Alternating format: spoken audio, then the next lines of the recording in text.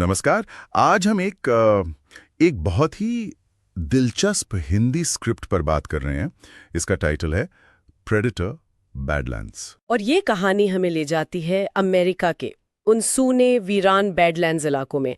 मतलब ऐसी जगह जहां जिंदगी वैसे ही आसान नहीं होती है। जरा सोचिए, वो बंजर जमीन, धूल उड़ रही है, ऊंची ऊंची चट्टानें, और इंसान वहां जूझ रहा है प्रकृति से। लेकिन इस कहानी में स्क्रिप्ट के हिसाब से खतरा सिर्फ इतना ही नहीं है, कोई और है। कोई है जो इंसानों को शिकार बना रहा है, और वो इस दुनिया का नहीं लगता। हाँ, ये कहानी है एक एलियन शिकारी की, प्रेडेटर जिसे कहते हैं। स्क्रिप्ट बताती है कि ये एक ऐसी प्रजाति है जो पूरे ब्रह्मांड में घूमती है, और वो ढूंढते हैं सबसे मुश्किल शिकार। उनके लिए ये सिर्फ पेट भरने का सवाल नहीं है, ये एक तरह का सम्मान है, एक खेल है।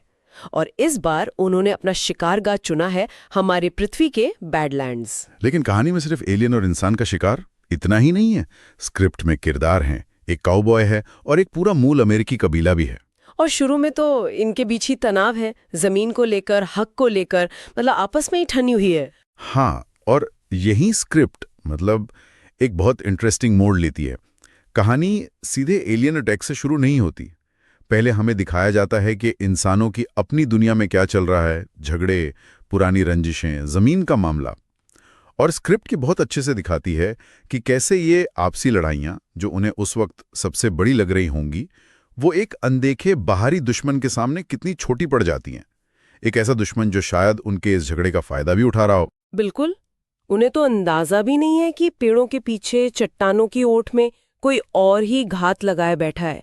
स्क्रिप्ट हमें सोचने पर मजबूर करती है, उन लोगों पर क्या बीतेगी जब उन्हें ये एहसास होगा कि ये जो लोग गायब हो रहे हैं, ये जो अजीब मौतें हो रही हैं, ये किसी आपसी झगड़े या जंगली जानवर का काम नहीं, बल्कि एक अदृश्य, बहुत ताकतवर, बाहर से आया शिकारी कर रहा है। यहीं से असल रोमांच शुरू होता है। तो जैसे हमने कहा, स्क्रिप्ट शुरू होती है काउबॉय और कबीले वालों की आपसी रंजिश से। जमीन के लिए लड़ रहे हैं, लेकिन फिर कुछ बहुत अजीब होने लगता है, ऐसा जो उनके सारे डर और वहम से भी परे है। स्क्रिप्ट में बताया गया है कि कैसे कबीले का आदमी पेड़ से लटकता मिलता है, पर सिर नहीं है। हाँ, और फिर एक काउबॉय की लाश मिलती है, शरीर पर कोई निशान नहीं, पर जैसे अंदर से सारा खून खींच लिया गया हो। सोचकर ये अजीब लगता है। हाँ, और ये डिटेल्स कहानी में डर पैदा करने के लिए बहुत असरदार हैं। शुरू में तो किसी की समझ में ही नहीं आता कि ये कौन कर रहा है। स्क्रिप्ट दिखाती है कि कैसे वहम फैलने लगता है। लोग सोचने लगते हैं कि ये कोई बुरी आत्मा है या कोई श्राप है। ये क्लासिक तरीका है डर को बढ़ाने का। जब दुश्मन दिखता नहीं है ना, तो कल्पना उसे और भी भयानक बना देती है। सही बात है।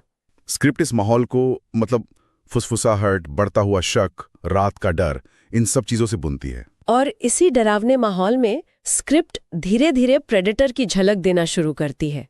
ये कोई आम राक्षस नहीं है। स्क्रिप्ट में है कि वो लगभग गायब हो सकता है, अदृश्य, जैसे हवा में ही मिल जाता हो। बिल्कुल। और उसके हथियार, वो तो उस जमाने के लोग सोच भी नहीं सकते।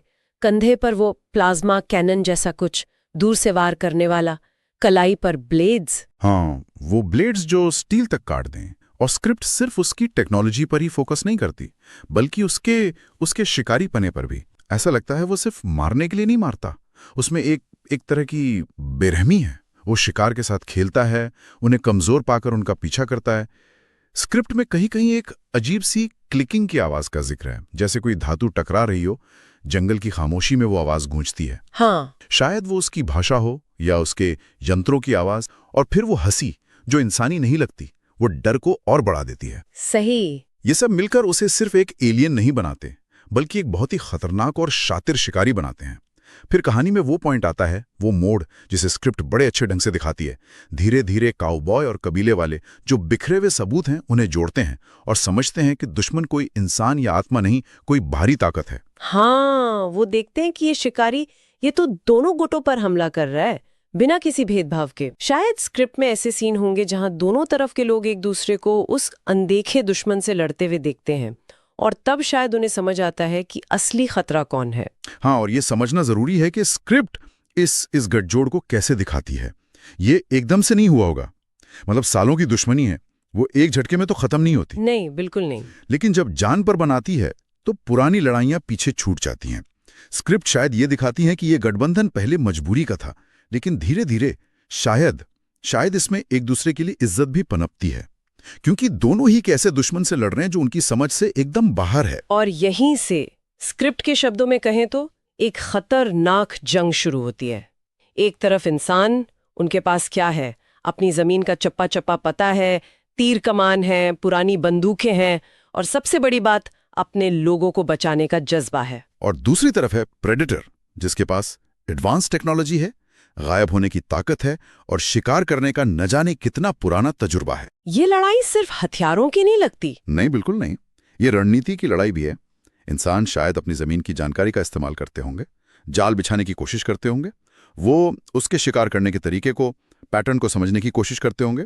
और प्रेडेटर, वो इंसानों की कमजोरियों का फायदा उठाता होगा, उनके डर का, उनके आपसी अविश्वास का। हाँ, और स्क्रिप्ट शायद ये भी दिखाती है कि प्रेडेटर इंसानों को कम समझता है, मतलब उन्हें सिर्फ एक और शिकार, एक ट्रॉफी समझता है। बिल्कुल। स्क्रिप्ट में इस बात का जिक्र है कि वो सिर्फ मारता नहीं, वो शिकार की खोपड़ी को ट्रॉफी की तरह रखता है। ये उसके लिए सिर्फ जिंदा रहने की लड़ाई नहीं है, ये उसकी श्रेष्ठता साबित करने का तरीका है। तो ये एक तरह से इज्जत की लड़ाई बन जाती है।